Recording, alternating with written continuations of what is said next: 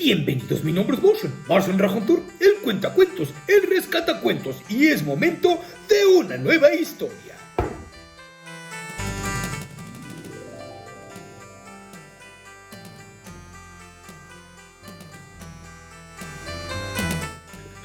Hola, me da mucho gusto verlos aquí el día de hoy. Vamos a continuar con el relato que quedamos pendientes en la primera parte, El fantasma de Canterville, de mi querido amigo Oscar Wilde. Quedó muy interesante. Antes de proseguir rápidamente el mini resumen, la familia Otis compró Canterville Chase a Lord Canterville en Inglaterra y fueron para allá. Les avisaron que había un fantasma, ellos no creían, bueno, más que no creían, no les importaban los fantasmas. Llegaron allá, lo recibieron y empezaron a ocurrir algunas cosas como unas manchas de sangre en la biblioteca y el comedor, que las limpiaban con un producto especial de Washington Otis, y de ahí las iban borrando y volvía a aparecer. El fantasma salió haciendo ruidos. El señor Otis, el señor Hiram Otis, que era ministro, salió con un producto, se lo dio para que engrasara y que no hiciera tanto ruido. El fantasma se enojó y se fue después de casi recibir tremendo golpe en la cabeza por los gemelos Otis. Se escondió en su lugar secreto a pensar toda la historia que había tenido y las grandes apariciones y que nunca le habían faltado hacia el respeto. Y bueno, volvió a dejar las manchas y a ver cómo se podía vengar de esa afrenta. Con lo que pasaba es que empezaba a cambiar el color de la mancha de sangre, que era rojo, púrpura, azul. Y la última vez que nos quedamos, la mancha de sangre ya era de un hermoso verde esmeralda. Con lo que Virginia, la chica Otis, se vio muy afectada y salió corriendo de ahí. Básicamente, ahí vamos en el resumen de nuestro querido autor Oscar Wilde. Bueno, pues vamos a proseguir con la segunda parte del fantasma de Canterville de Oscar Wilde. ¿Listos? Pues vamos ahí. La siguiente vez que el fantasma hizo su aparición, la segunda vez, fue el domingo por la noche. Al poco tiempo de estar todos ellos acostados, de repente los alarmó un enorme estrépito que se oyó en el salón. Bajaron apresuradamente y se encontraron con que una armadura completa se había desprendido completamente de su soporte y caído sobre las losas. Estaba toda desparramada y hecha añicos en el suelo. Cerca de ahí, sentado en el sillón alto de alto respaldo, estaba el Lord Simon de Canterville, el fantasma de Canterville, que se restregaba las rodillas con una expresión de agudo dolor sobre su rostro. Los gemelos se habían provisto de sus ondas como unas resorteras y le lanzaron inmediatamente un par de balines con esa seguridad y certera puntería que solo se adquiere a fuerza de largos y pacientes ejercicios sobre el profesor de caligrafía. O sea, ya lo tenían bien medido. Mientras tanto, el ministro de Estados Unidos mantenía al fantasma bajo la amenaza del revólver y, conforme a la etiqueta californiana, le instaba a que levantara los brazos. El fantasma se alzó bruscamente lanzando un grito de furor salvaje y se disipó en medio de ellos como una niebla, apagando de paso la vela de Washington Otis y dejándolos a todos en la mayor oscuridad. Cuando llegó a lo alto de la escalera, una vez que se recompuso, que estuvo dueño de sí, decidió lanzar su célebre repique de carcajadas demoníacas que en más de una ocasión le habían sido muy útiles. Contaba la leyenda, la gente contaba por ahí, que aquello hizo encanecer en una sola noche el peluquín de Lord Rucker y que 3 sucesivas sirvientas, amas de gobierno, renunciaron antes de terminar el primer mes en su cargo. Por consiguiente, lanzó su carcajada más horrible, despertando paulatinamente los ecos en las antiguas bóvedas. Pero una vez que se apagó el sonido, se abrió una puerta y apareció vestida de azul claro, magnífica y hermosa, la señora Otis. «Me temo», le dijo la dama, «que está usted indispuesto. Aquí le traigo un frasco de medicina de tintura del doctor Dobell, y si se trata de una indigestión, esto le sentará muy bien». El fantasma, indignadísimo, la miró con ojos llameantes de furor y se creyó en el deber de metamorfosearse en un gran perro negro. Era un truco que le había dado una reputación merecidísima, al cual atribuía la idiotez incurable del tío de Lord Canterville, el honorable Thomas Horton. Pero un ruido de pasos que se acercaban le hizo vacilar en su cruel determinación y se contentó con volverse un poco fosforescente, y enseguida se desvaneció después de lanzar un gemido sepulcral, porque los gemelos Otis estaban a punto de darle alcance. ¡Ay! Una vez en su habitación se sintió destrozado, presa de la agitación más violenta. La ordinariez de los gemelos, el grosero materialismo de la señora Otis, todo aquello resultaba realmente vejatorio, vulgar, pero lo que más lo humillaba era no tener las fuerzas ya para llevar la armadura. Contaba que con ella podría darles una buena impresión, del susto que quería darles, aún en estos estadounidenses modernos. Contaba con poder hacerles estremecer la vista de un espectro acorazado, ya que no por motivos razonables, al menos por deferencia hacia su poeta nacional Longfellow, cuyas poesías delicadas y atrayentes le habían ayudado con frecuencia a matar el tiempo, mientras los Canterville estaban en Londres. Además, era su propia armadura. La llevó con éxito en el torneo de Kenilworth, siendo felicitado calurosamente por la reina virgen en persona. Pero cuando quiso ponérsela, quedó aplastado por completo con el peso de la enorme coraza y del yelmo de acero, y se desplomó pesadamente sobre las losas de piedra, despellejándose las rodillas y contusionándose la muñeca derecha. Durante varios días nuestro fantasma estuvo malísimo y no pudo salir de su morada más que lo necesario para mantener el buen estado de la mancha de sangre. No obstante lo cual, a fuerza de cuidados, acabó por restablecerse y decidió hacer una tercera tentativa para aterrorizar al ministro de los Estados Unidos y a su odiosa familia. Eligió para su reaparición en escena el viernes 17 de agosto, consagrando gran parte del día a pasar revista de sus trajes. Su elección recayó a fin en un sombrero de ala levantada por un lado y caída del otro, con una pluma roja, en un sudario deshilachado por las mangas y el cuello, y por último en un puñal mohoso. Al atardecer estalló una gran tormenta. El viento era tan fuerte que sacudía y cerraba violentamente puertas y ventanas de la vetusta casa. Realmente aquel era el tiempo perfecto, el tiempo que le convenía al fantasma. He aquí lo que pensaba hacer. Iría sigilosamente a la habitación de Washington Otis, le musitaría unas frases ininteligibles quedándose al pie de la cama y le hundiría 3 veces seguidas el puñal por la garganta a los sones de una música apagada. Odiaba sobre todo a Washington porque sabía perfectamente que él era quien acostumbraba a quitar su famosa mancha de sangre de Canterville empleando el limpiador incomparable de Pinkerton. Después de reducir al temerario, al despreocupado joven, entraría en la habitación que ocupaba el mismísimo ministro de los Estados Unidos y su mujer. Una vez ahí, colocaría una mano viscosa sobre la frente de la señora Otis, al mismo tiempo que murmuraría con voz sorda al oído del ministro tembloroso los secretos terribles del osario. En cuanto a la pequeña y dulce Virginia, aún no tenía decidido nada.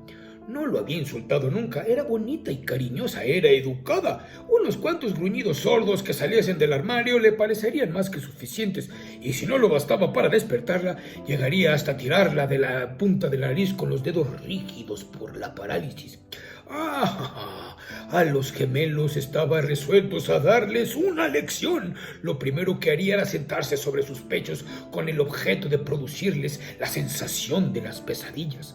Luego, aprovechando que sus camas estaban muy juntas, se alzaría en el espacio libre entre ellas con aspecto de un cadáver verde y frío como el hielo hasta que se quedaran paralizados de terror, y enseguida, tirando bruscamente su sudario, daría la vuelta al dormitorio en 4 patas como un esqueleto blanqueado por el tiempo, moviendo los ojos de sus órbitas en su creación de Daniel el Mudo, el esqueleto del suicida, papel en el cual hizo un gran efecto en muchas ocasiones. Creía estar tan bien en este como en su otro papel de Martín el Demente o el Misterio Enmascarado. A las 10:30 oyó subir a la familia a acostarse. Durante algunos instantes lo inquietaron las tumultuosas carcajadas de los gemelos, que se divertían evidentemente con su loca alegría de colegiales antes de meterse en la cama. Pero a las 11:15 todo quedó nuevamente en silencio, y cuando sonaron las 12 se puso en camino. La lechuza chocaba contra los cristales de la ventana, el cuervo crasquitaba en el hueco de un tejado centenario y el viento gemía vagando alrededor de la casa como un alma en pena. Oía con toda claridad los ronquidos singulares del ministro de Estados Unidos que dominaban el ruido de la lluvia y de la tormenta. Se deslizó furtivamente a través del estuco. Una sonrisa perversa dibujaba sobre su boca cruel y arrugada, y la luna escondió su rostro tras una nube cuando pasó delante de la gran ventana ojival sobre la que estaban representadas en azul y oro sus propias armas y las de sus esposas asesinadas. Así es. Seguía andando siempre, deslizándose como una sombra funesta que parecía hacer retroceder de espanto a las mismísimas tinieblas en su camino. En un momento dado le pareció oír que alguien lo llamaba. El fantasma se detuvo. Era tan solo un perro que ladraba en la granja roja. Prosiguió su marcha refunfuñando extraños juramentos del siglo XVI y blandiendo de cuando en cuando el puñal enmohecido en el aire de la medianoche. Por fin llegó a la esquina del pasillo que conducía a la habitación de Washington Otis. Ahí hizo una breve parada. El viento agitaba en torno a su cabeza sus largos mechones grises y ceñía en pliegues grotescos y fantásticos de horror indecible el fúnebre sudario. Sonó entonces el cuarto del reloj. Comprendió que había llegado el momento. Se dedicó una risotada y dio vuelta a la esquina, pero apenas lo hizo, retrocedió lanzando un gemido lastimero de terror y escondiendo su cara lívida entre sus largas manos huesudas.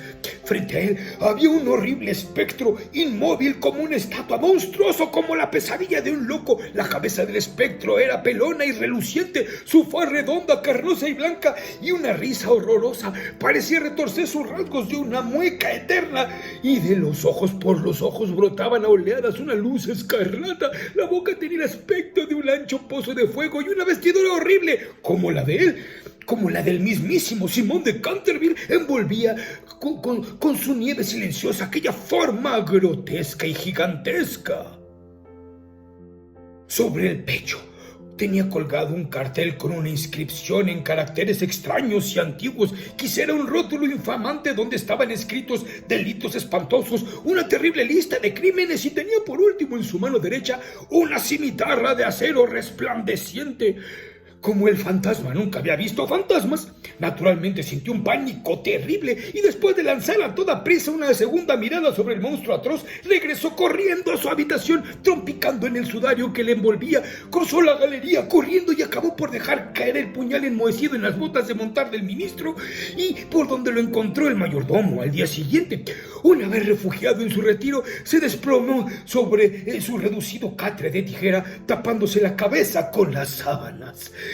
Pero al cabo de un momento, el valor indomable de los antiguos Canterville despertó en él y tomó la resolución de hablar con este otro fantasma.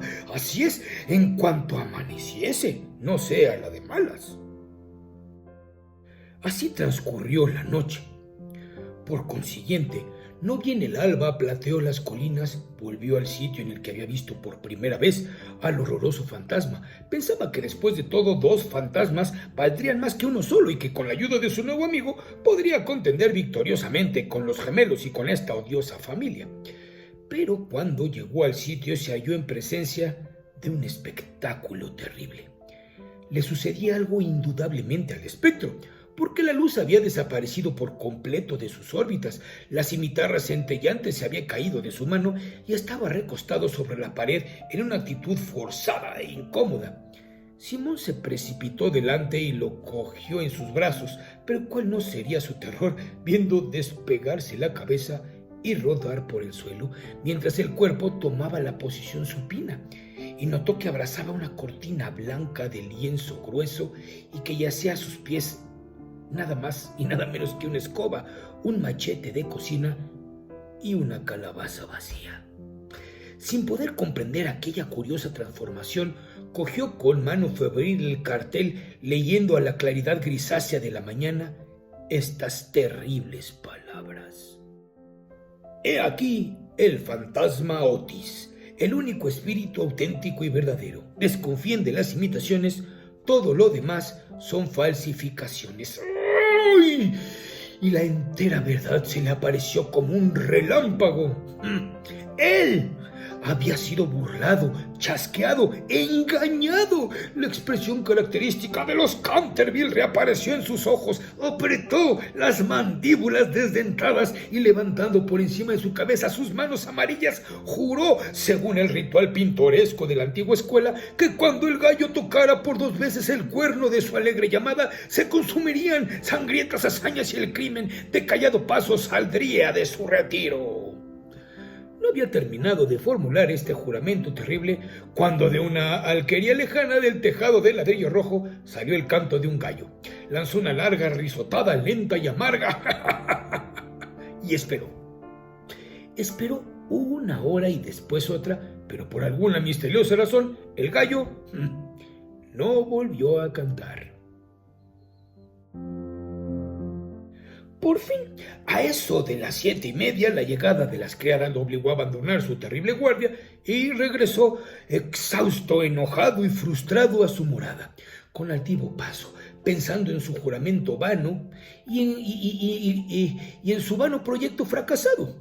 Una vez ahí consultó varios libros de caballería cuya lectura le interesaba extraordinariamente y pudo comprobar que el gallo cantó siempre 2 veces en cuantas ocasiones se recurrió a aquel juramento. «Que el diablo se lleve a ese animal volátil», murmuró. «En otro tiempo hubiese caído sobre él con mi buena lanza, atravesándole el cuello y obligándole a cantar otra vez para mí aunque reventara». Y dicho esto, se retiró a su confortable caja de plomo y ahí permaneció hasta la noche.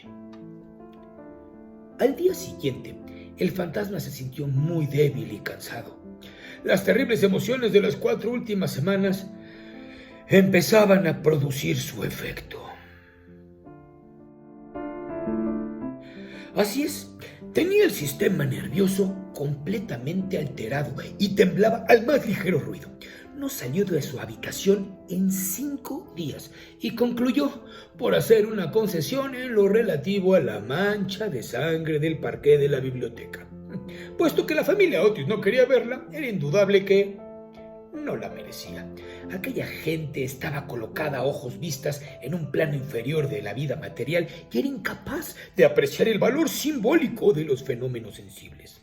La cuestión de las apariciones de fantasmas y el desenvolvimiento de los cuerpos astrales era realmente para ellos cosa desconocida e indiscutiblemente fuera de su alcance. Pero, por lo menos, constituía para él un deber ineludible mostrarse en el corredor 1 vez a la semana y farfarullar por la gran ventana ojival el 1º y 3er miércoles de cada mes. No veía ningún medio digno de sustraerse de aquella obligación. Verdad es que su vida fue muy criminal, pero quitado eso, el hombre era muy concienzudo en cuanto a todo lo relacionado a su vida sobrenatural. Así pues, siguiendo su costumbre, los 3 sábados siguientes atravesó como de costumbre el corredor entre las 12 de la noche y las 3 de la madrugada, tomando todas las precauciones posibles para no ser visto ni oído. Se quitaba las botas, pisaba lo más ligeramente que podía sobre las viejas maderas carcomidas, se envolvía en una gran capa de terciopelo y no dejaba de usar nunca el engrasador solevante para sus cadenas. Me veo precisado a reconocer que solo después de muchas vacilaciones se decidió adoptar este último método de protección para que no lo vieran. pero al final, una noche mientras cenaba la familia, se deslizó en el dormitorio de la señora Otis y se llevó el frasquito del engrasante. Al principio se sintió un poco humillado, pero después fue sinceramente razonable para comprender que aquel invento merecía grandes elogios y cooperaba en cierto modo a la realización de sus proyectos. A pesar de todo, no se vio libre de todos los problemas. Los fastidiosos gemelos Otis no dejaban nunca de tenderle cuerdas de lado a lado del corredor para hacerlo tropezar en la oscuridad, y una vez que se había disfrazado para el papel de Isaac el Negro o el cazador del bosque Huxley, cayó cuán largo era al poner el pie sobre una pista de maderas enjabonadas que habían colocado los gemelos desde el umbral del salón de tapices hasta la parte alta de la escalera de roble. Esta última ofrenda le dio tal rabia que decidió hacer un esfuerzo para imponer su dignidad y consolidar su posición social, y formó el proyecto de visitar a la noche siguiente a los insolentes chicos de Eton en su célebre papel de Ruperto el Temerario o el Conde sin Cabeza. No se había mostrado con aquel disfraz desde que hacía 60 años, es decir, desde que causó con él tal pavor a la bella Lady Bárbara Modish, que por ese susto, retiró su consentimiento al abuelo del actual Lord Canterville y se fugó a Gretna Green con el arrogante Jack Castletown, jurando que por nada del mundo consentiría en emparentar con una familia que toleraba los paseos de un fantasma tan horrible por la terraza al atardecer. El pobre Jack fue al poco tiempo muerto en duelo por el mismísimo Lord Canterville en la pradera de Walsworth, y Lady Bárbara murió de pena en Tunbridge Wells antes de terminar el año. Así que fue un gran éxito por todos los conceptos. Sin embargo, era, permitiéndome emplear un término del argot teatral para aplicarlo a uno de los mayores misterios del mundo sobrenatural, o en un lenguaje más científico, del mundo superior a la naturaleza. Era, repito, una creación de las más difíciles y necesitó sus 3 buenas horas para terminar los preparativos. Por fin, todo estuvo listo y él contentísimo con su disfraz. Las grandes botas de montar que hacían juego con el traje eran, eso sí, un poco holgadas para él, y no pudo encontrar más que una de las 2 pistolas del arzón, pero en general quedó satisfechísimo, y a la 1:15 pasó a través del estuco y bajó hacia el corredor. Cuando estuvo cerca de la habitación ocupada por los gemelos, a la que llamaremos el dormitorio azul por el color de sus cortinajes, se encontró con la puerta entreabierta. A fin de hacer una entrada sensacional, la empujó con violencia, pero se le vino encima una jarra de agua que lo empapó hasta los huesos, no dándole en el hombro por unos milímetros. Al mismo tiempo oí unas risas sofocadas que partían de la doble cama con dosel. Su sistema nervioso sufrió tal conmoción que regresó a sus habitaciones a todo escape, y al día siguiente tuvo que permanecer en la cama con una fuerte reuma y un dolor en todos los huesos. El único consuelo tuvo fue el no haber llevado a su cabeza sobre los hombros, pues sin esto las consecuencias hubieran sido mucho más graves. La llevaba aquí colgada y por eso no le dio el agua directamente en la cabeza. Desde entonces renunció para siempre a espantar a aquella recia familia de estadounidenses y se limitó a vagar por el corredor con zapatillas de orillo envuelto en cuero en una gruesa bufanda, por temor a las corrientes de aire y provisto de un pequeño arcabuz para el caso de que fuese atacado por estos condenados gemelos. Hacia el 19 de septiembre... fue cuando recibió el golpe de gracia. Había bajado por la escalera hasta el espacioso salón, seguro de que en aquel sitio por lo menos estaba cubierto de las jugarretas, y se entretendría en hacer observaciones satíricas sobre las grandes fotografías del ministro de Estados Unidos y de su mujer hechas en la casa de Sarrow. Iba vestido sencilla pero decentemente, con un largo sudario salpicado de moho de cementerio, muy elegante para la ocasión.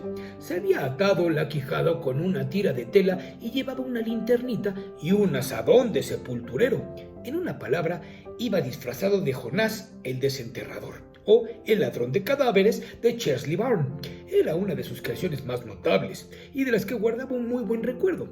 Con más motivo los Canterville, ya que fue la verdadera causa de su riña con Lord Rothford, vecino suyo.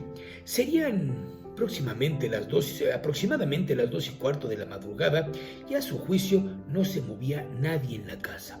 Pero cuando se dirigía tranquilamente en dirección de la biblioteca para ver lo que quedaba de la mancha de sangre, se abalanzaron sobre él desde un rincón sombrío dos siluetas agitando locamente sus brazos sobre sus cabezas mientras gritaban a sus oídos ¡Uh!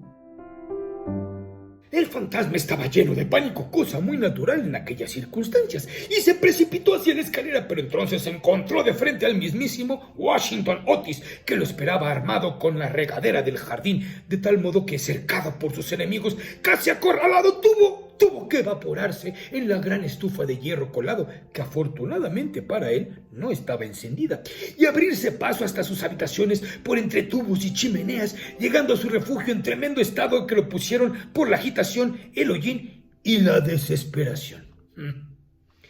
Desde aquella noche no volvió a vérsele nunca de expedición nocturna. Los gemelos se quedaron muchas veces al acecho para sorprenderlo, sembrando cáscaras de nuez por los corredores todas las noches, con gran molestia de sus padres y de algunas personas de la servidumbre que tenían que limpiar. Pero fue inútil. Su amor propio estaba profundamente herido. Sin duda no quería mostrarse. En vista de ello, el señor Otis se puso a trabajar en su gran obra sobre la historia del Partido Demócrata, obra que había empezado 3 años atrás. La señora Otis organizó una extraordinaria horneada de almejas, de la que se habló en toda la comarca, por cierto. Los chicos se dedicaron a jugar a la barra, al écarté, los más grandes al póker y a otras diversiones nacionales de Estados Unidos. La joven y hermosa Virginia dio paseos a caballo por las carreteras en compañía del joven duquecito de Cheshire, que se hallaba en Canterville pasando su última semana de vacaciones. Todo el mundo se figuraba que el fantasma había desaparecido, hasta el punto de que el señor Otis escribió una carta a Lord Canterville para comunicárselo, y recibió en contestación otra carta en la que éste le testimoniaba el placer que le producía la noticia y enviaba sus más sinceras felicitaciones a la digna esposa del ministro. Pero la familia Otis se equivocaba rotundamente. El fantasma de Canterville seguía en la casa, así es, y aunque se hallaba muy delicado, no estaba dispuesto a retirarse, sobre todo después de saber que figuraba entre los invitados el mismísimo joven duque de Cheshire, cuyo tío, Lord Francis Stilton, apostó una vez con el coronel Cartbury a que jugaría a los dados con el mismísimo fantasma de Canterville. A la mañana siguiente de este juramento, encontraron a Lord Stilton tendido sobre el suelo del salón de juego en un estado de parálisis tal que, a pesar de la edad avanzada que alcanzó, no pudo yo nunca más pronunciar más palabras que estas: ¡Doble seis! ¡Doble seis! Esta era una historia muy conocida en un tiempo, aunque en atención a los sentimientos de dos familias nobles se hiciera todo lo posible por ocultarla, y existe un relato detallado de todo lo que refiere a ella en el tomo 3 de las memorias de Lord Tuttle sobre el príncipe regente y sus amigos. Pues bien, desde entonces el fantasma deseaba vivamente probar que no había perdido su influencia sobre los Stilton, con los que además estaba emparentado por matrimonio, pues una prima suya se casó en segundas nupcias con el señor Von Kelly, del que descienden en línea directa, como todo el mundo sabe, los duques de Cheshire. Bueno, por consiguiente, hizo su preparativo para mostrarse al pequeño enamorado de la joven y dulce Virginia en su famoso papel del fraile vampiro o el benedictino desangrado. Era un espectáculo espantoso, que cuando la vieja Lady Starbury se lo vio representar, es decir, en la víspera de Año Nuevo de 1764, empezó a lanzar chillidos tan agudos que tuvieron por el resultado un fuerte ataque de apoplejía y su fallecimiento al cabo de 3 días, no sin desheredar antes a todos los Canterville y legase todo su dinero al farmacéutico de Londres.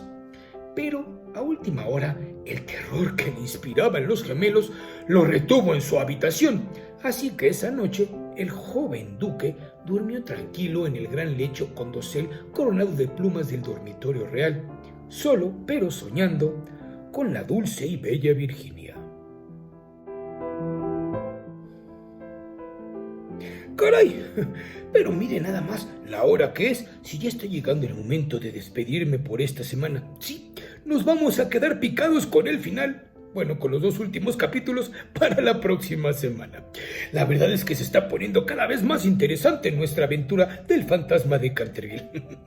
Pero bueno, no se pierdan el desenlace, que será la próxima semana. Aprovechemos las fechas para este tipo de historias que son muy divertidas, como lo pueden ver, con todo y el espectro y todo. Realmente es muy divertida de ver, bueno, y de escuchar. Pues muy bien, muchas gracias por haber visto este video. Si te ha gustado, no olvides dejar tu pulgar arriba y ayudándome a compartir por todos lados, que nos sirve mucho. Si no te has suscrito al canal, este es el mejor momento para hacerlo, y activa la campanita para que martes y jueves te lleguen las notificaciones cuando subimos historia nueva. Te recuerdo que lunes y miércoles en las plataformas de Facebook, de Instagram y de TikTok tenemos nuestra sección de ¿Sabías qué?, de datos curiosos de nuestros cuentos, autores, libros y personajes favoritos. Asimismo, todas nuestras redes sociales están aquí abajo. Gracias. Si quieres apoyarnos en Patreon, acá abajo también está la liga, junto con todas las maneras de contactarme si quieres algún evento presencial o grabado o en línea, o si quieres enviarme algún mensaje. Recuerda que si quieres que te salude, también tienes que ser de los primeros 10 comentarios para que la semana siguiente yo te salude con mucho gusto. Y si quieres apoyarnos, pero no quieres hacerlo en Patreon, también está nuestra página de PayPal. Pues muy bien, rápidamente los saludos de este video. A mi querido amigo Garmipe, un saludo muy grande hasta allá. A Alexander Díaz, a Pablo y a todos los chicos del Centro Aspades, un saludo muy grande, que siguen con mucho entusiasmo nuestras historias. A mi querido Víctor Hugo Espinosa, a Mauricio Fonseca, a Eduardo Flores, a María del Carmen B. Cafán y a mi queridísima Ali, de 5 añitos desde allá hasta España. Un saludo muy grande, mi querida Ali. Gracias porque me mandó una canción muy bonita. Muchas gracias, querida Ali, y Dios te bendiga. Yo también te estimo mucho. Y por supuesto a nuestros Patreons, John Leo, Eder Muñoz y Oscar Cueva. Un saludo muy grande a todos y cada uno de ellos. Muchas gracias por su apoyo al canal. Pues muy bien, colorín colorado, la historia de hoy ha terminado. Yo soy Martian Rajontur, el cuentacuentos, el rescatacuentos. Nos vemos muy pronto, si el tiempo así lo quiere. Hasta la próxima.